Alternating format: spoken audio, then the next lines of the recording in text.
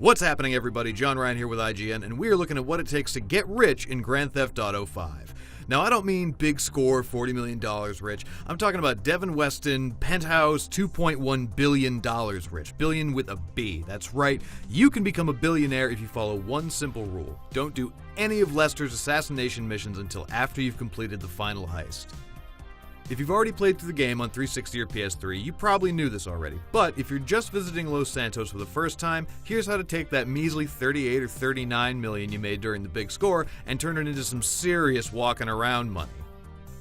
Once you pull off the Union Depository heist and finish the game, you should have about $38 million in each character's bank account, maybe a little bit more if you helped out the FIB and, spoilers, killed Trevor. Lester still has 4 assassination contracts for you to complete, and they're where you're really going to rake in the big bucks. Of course, you had to complete the hotel assassination in order to move on through the story, but for the love of science or whatever you believe in, make sure not to take on any of his other missions until after completing the big score. The first assassination after the big heist is the multi-target assassination, where Franklin has to take out 4 jurors who've been bribed by Redwood Cigarettes in order to avoid paying out for a class action lawsuit. Before starting the mission, have all of your characters invest in Redwood's rival Debonair Cigarettes. Once you take out the jurors, you'll see their stocks start to rise. If you'd sell your shares immediately after the assassination, you'd see around a 60% return on your investment. But if you wait until the middle or evening of the next day, you'll see a return of almost, if not double, the amount you put into it. The highest we saw was around 103% return on our investment, which ballooned our bank account to around $80 million. The next big step is to dump all your profits from Debonair right back into Redwood while their stock is still at its lowest value, which seems to be around $35 or $40 a share.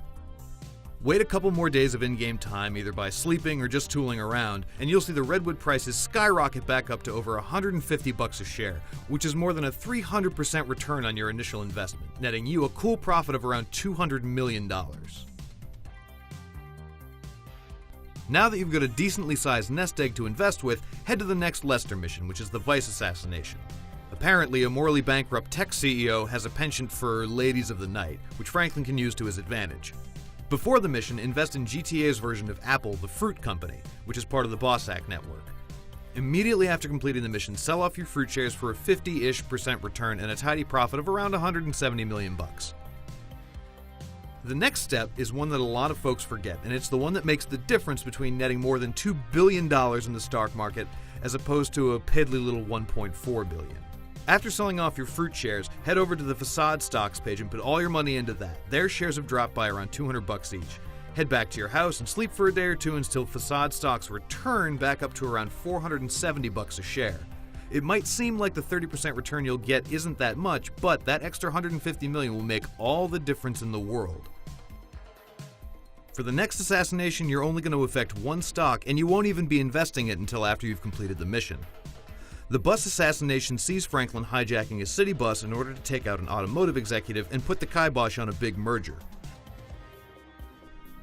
After you eliminate Mr. Penny, wait a short while for the price of vapid motor cars to plummet, then put all $650 million you should have by now into that. Head back to bed for a day or so, then sell off your vapid stock for a 100% return, doubling your money and netting you a whopping $1.3 billion per character. Now, that much money is enough to buy all the property in San Andreas and still have a bunch left over. But there's one more assassination to take care of, and this one will give you enough to finally build that Scrooge McDuck-like money pool in your basement. Before starting the construction assassination, dump all of your collective $3.9 billion into Gold Coast Construction.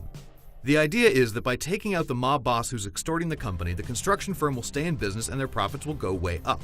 Once you blast your way through the construction site and take down Benelli, wait a day or two and then sell off your last ultra-profitable stocks for about an 80 or 90% return, and make a huge profit of more than an additional $1 billion.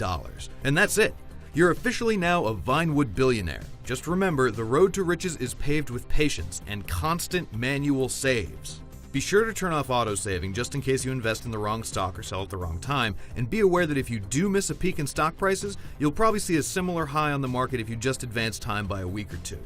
Hopefully this has helped all you master thieves and petty criminals escape the poorhouse, and for everything else on GTA 5 for PS4, Xbox One, and last-gen consoles too, you're already in the right place here at IGN.